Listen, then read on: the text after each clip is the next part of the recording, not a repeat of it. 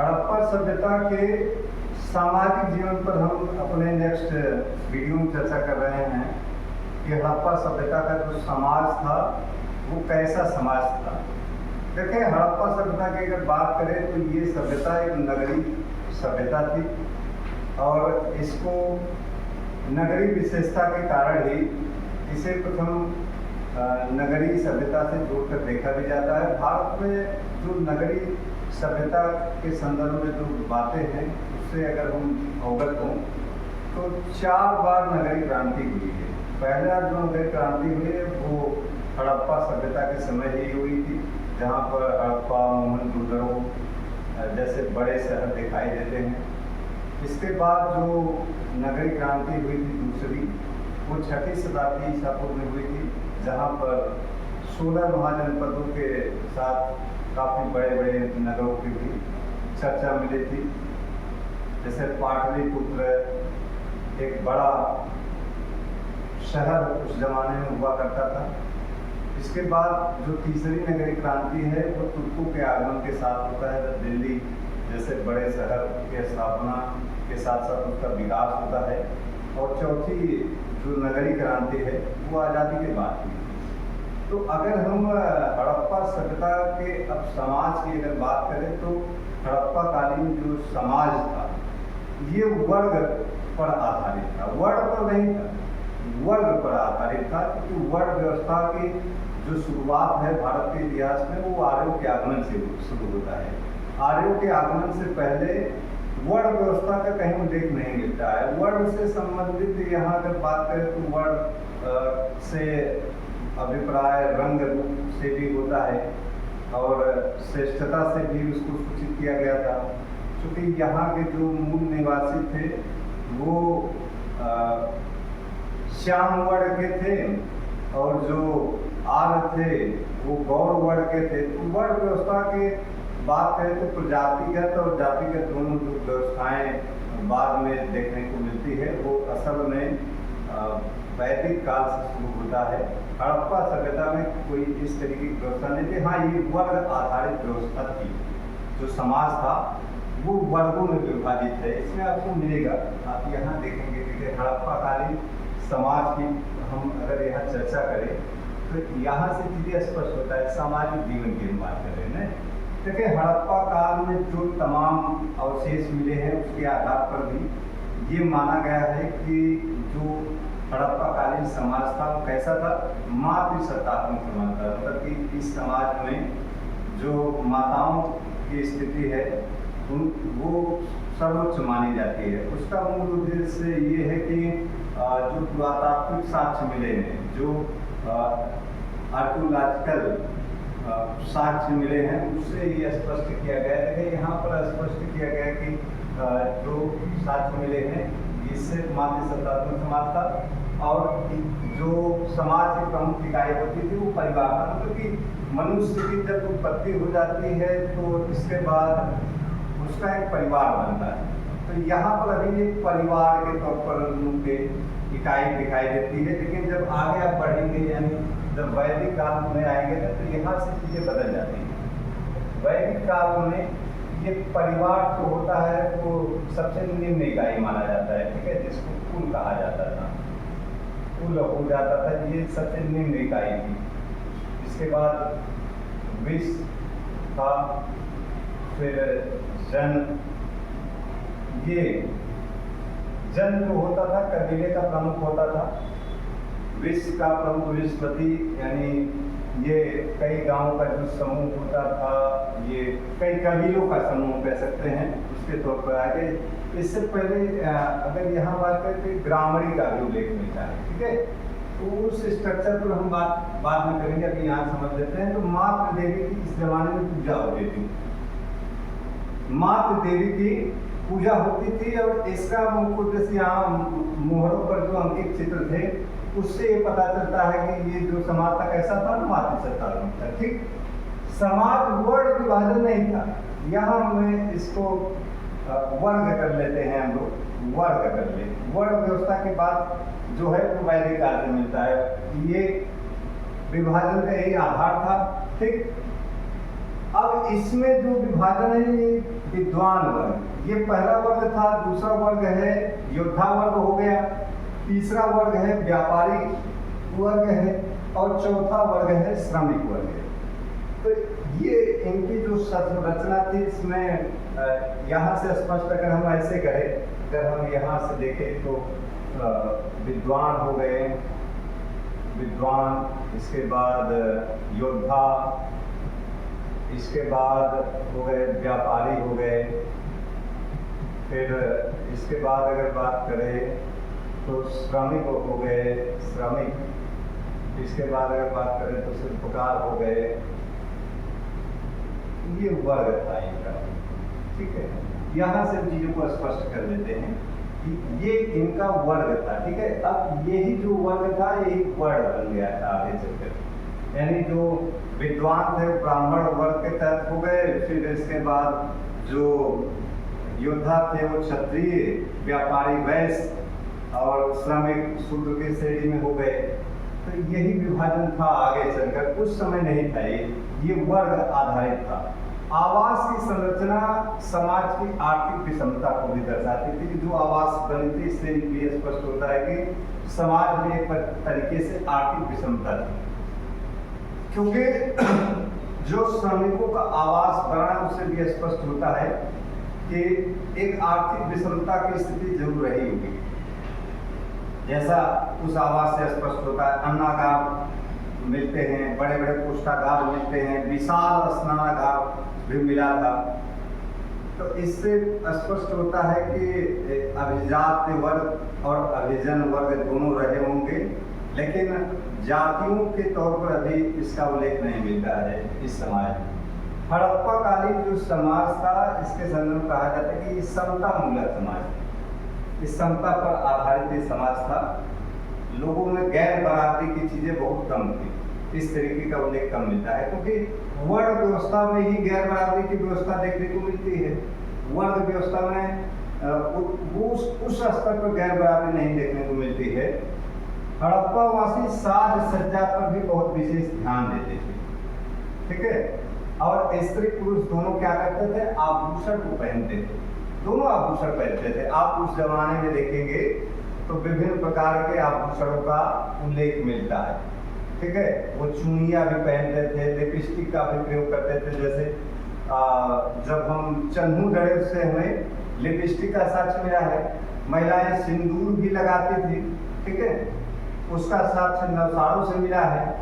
तो जो पुरातात्विक साक्ष्य है उससे स्पष्ट है कि इस जमाने में जो स्त्री और पुरुष थे वो आभूषणों के शौकीन थे, वो साज सज्जा के शौकीन थे, श्रृंगार के शौकीन थे, क्योंकि काजल, लिपस्टिक, इन तमाम चीज़ों का साक्ष्य मिला है, चूड़ियों का साक्ष्य मिला है, ठीक है।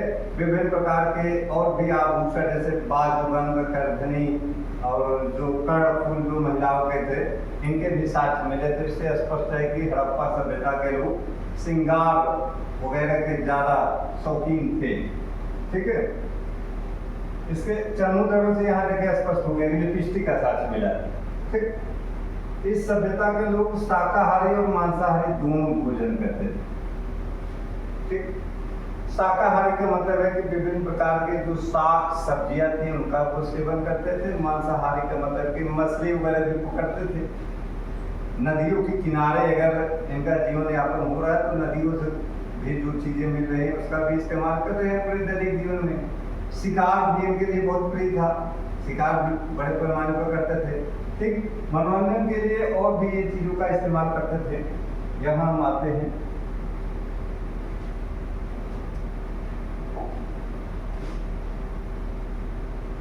देखिए यहाँ इसमें दिया है स्पष्ट तौर पे कि यहाँ के जो लोग थे वो क्या थे, मनोरंजन प्रिय।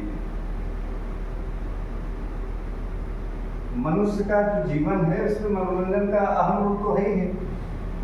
इंसान अकेले रहते उग जाएगा, तो ऐसे दौर में पासे की गोटियां हैं उसका साक्ष्य मिला, जिससे स्पष्ट है कि पासा एक प्रमुख खेल रहा होगा, ठीक। शतरंज एक प्रमुख खेल था। मिट्टी की खिलौना गाड़ी का भी साक्ष्य मिला है, आप पढ़ेंगे तो पता चलेगा। मिट्टी की खिलौना गाड़ी, इसका भी साक्ष्य मिला है,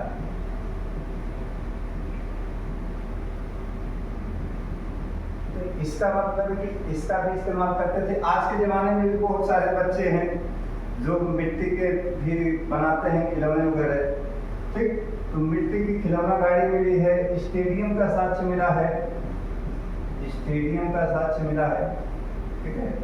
गुजरात के जो इलाके थे वहाँ से मिला है, तो स्टेडियम का साक्ष्य मिला है। तो इसका मतलब है कि खेल बड़े पैमाने पर होता था, ठीक है।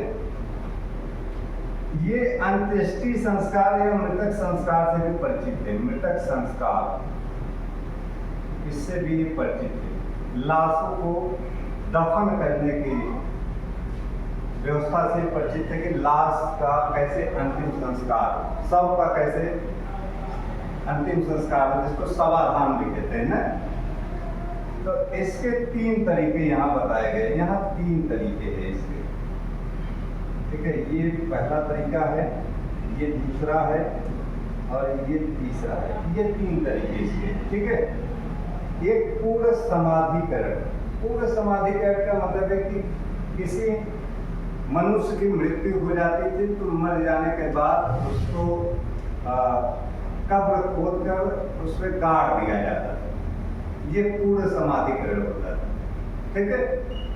ये होता था मतलब कब्र खोद कर उसको गाड़ देते थे, जैसे आज भी शव को गाड़ते हैं ना कुछ लोग, तो उसको पूर्ण समाधिकरण कहते हैं। दूसरा है आंशिक समाधिकरण। आंशिक समाधिकरण में क्या होता था कि जो लाश होता था उसको ऐसे फेंक दिया जाता था, उसको चील कौवे खा जाते थे, तो उसके जो अवशेष बचते थे उसको गाड़ दिया जाता था। वो आंशिक समाधिकरण होता है, जो बचे अवशेष होते थे। तीसरा जो है ये दाह संस्कार है, मतलब मर जाने के बाद मनुष्य को जला दिया जाता था उसकी लाश, वो दाह संस्कार होता था, ठीक है। तो ये व्यवस्था थी। इसके बाद हमारे यहाँ पर चीजों को देखिए, यहाँ स्पष्ट हो रहा है चीजें जो मैं यहाँ कहना चाह रहा था।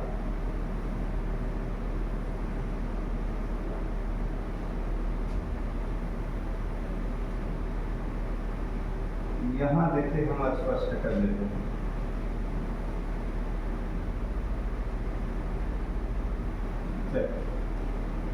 स्पष्ट करें यहाँ देखिए, हड़प्पा सभ्यता में एक कब्र में ताबूत मिला था। इससे पता चलता है ताबूत वही लकड़ी का बनाया हुआ जो होता है जिसमें लाश को रखते हैं ना, तो वही ताबूत होता है। तो एक लकड़ी का ताबूत मिला था, ठीक। लोथल में साथ दफनाए गए स्त्री और पुरुष के कंकालों के जोड़े मिले। लोथल एक जगह है, ठीक है। इससे स्त्री और पुरुष यानी महिलाएं और पुरुष दोनों थे, इनका एक साथ को दफनाया गया था और इनके कंकाल मिले थे, ये साक्ष्य मिले। हड़प्पा दुर्ग के जो हड़प्पा दुर्ग होता था हड़प्पा कालीन के दक्षिण पश्चिम में स्थित जो कब्रिस्तान होता था उसको क्या कहा जाता था? कब्रिस्तान एच कहा जाता था। ये मिलेगा, ठीक है। यही नाम दिया गया था।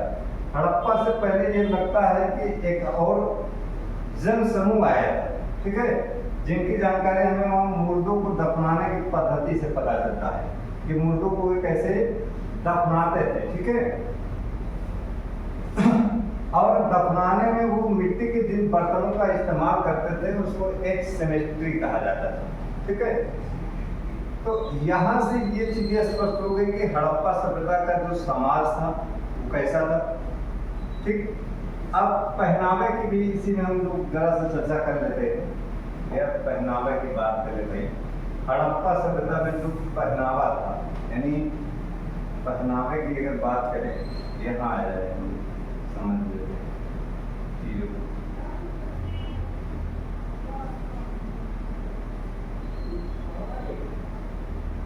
देखिए जो इनका पहनावा था, यहाँ समझे इसको,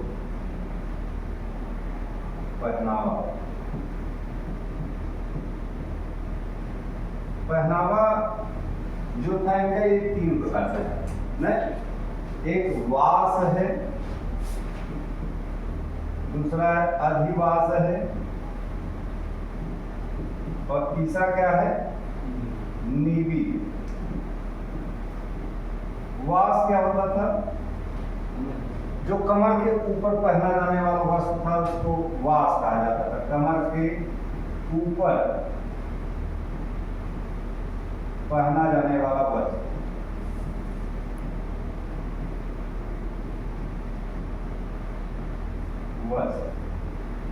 ये क्या होता था? वास होता था। दूसरा अधिवास, कमर के नीचे जो पहने जाने वाला वस्त्र, ठीक है, जो कमर के नीचे पहने जाने वाला वस्त्र है वो अधिवास कहलाते थे।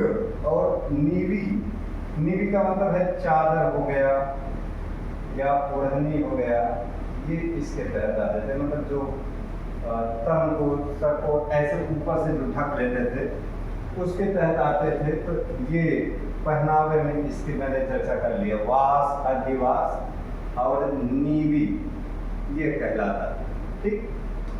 तो हड़प्पा सभ्यता के सामाजिक जीवन पर हमने विस्तृत रूप से चर्चा कर लिया है कि ये जो समाज था वो कैसा था, ठीक। अब नेक्स्ट वीडियो में हम इसके राजनीतिक जीवन की चर्चा करेंगे, ठीक है। तो सिलसिलेवार तरीके से हम जुड़ेंगे इससे। धन्यवाद।